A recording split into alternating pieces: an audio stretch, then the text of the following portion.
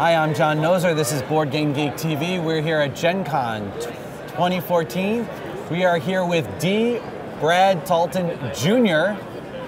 At Level 99 Games, and we're going to be looking at Argent, the Consortium.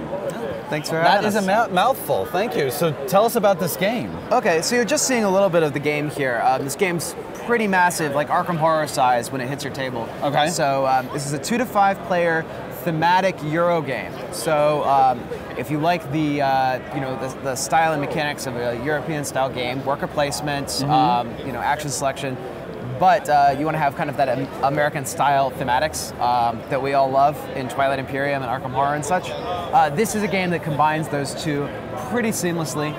I'm not the designer of this one, so I can say that I think it's really, really good. Okay. You can't say your own games are really good? It wouldn't be polite to say I think my own games are good or not. But but this one I think is really good. It's designed by Trey Chambers, who is a longtime BGGer, and you can actually find him in the forums quite a lot. He's very talkative, so you can chat with him about Argent.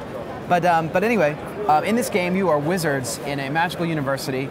The Chancellor has decided to give up his position, and so you are all working to appease the secret election board and become the new Chancellor over the course of several days. She's got some politics going on there. Quite a lot, and quite a lot of backstabbing and character interplay between the different sides of the game. You build your university out of these modular tiles, and are we getting these into the... Not really, so we'll put them over I'll here. Just put them on top. So you build your university out of these modular tiles, and every tile has 2 sides, so you really have millions of different universities that you could build. And the game comes with 15 different tiles. What? So there's more there's more university builds than you can play even in a single game. Okay. Anyway, I'm rambling. That's fine. We need to orient the cards the right way, so that works. The game comes with these miniatures, and each miniature is a different apprentice type that can work for you. Any character can get any of the 5 different mage types to work for them. These guys are neutral mages, so they don't really do too much. But everyone else has their own unique power. These guys can attack other guys and kick them out of slots. These guys are immune to being wounded. These guys can place quickly as a fast action. Okay. These guys are immune to spells, and then these guys, every time you cast a spell, can jump on as a free action. Okay. So you get a lot of engine building in the way that your characters are laid out, in the way that you build your department, and also in the way that you structure your own spell book. And the game has 90 different spells that you can learn. Each one of these spells has has three spells in it. So you can learn a basic spell and then you can level it up to get access to more powers. And as you do, you kind of build an engine of effects that you're going to use each turn, of how you're going to interact with the other players and play and counterplay with them. Anyway, and then there's items you can grab from the vault. There's supporters who will join you to give support to your cause. And the game comes with just a whole bunch of bits and pieces, counters and miniatures, all the little bits and baubles that we love in board games. Blue stones, blue plastic stones, plastic coins. Plastic coins. Wow. And so this is Argent the Consortium. And so about how long does it take to play? It's about 30 minutes per player, so it's surprisingly quick. It'll take probably 30 minutes to learn on your first go. It comes with these big reference sheets that show you all the major resources in the game and how they interact, and also gives a breakdown of how you can get any given resource in the game, and also what the possible voters are on the secret board. So how do you appease the voters? So each voter has a criteria that they want, like most wisdom, most natural magics influence, one of the departments, most influence points, most supporters, most treasures, and these are all things that you can acquire during the game. So one of the things you can do is you can send your apprentices out to get you marks, and marks let you spy on the board and figure out who is there. Okay.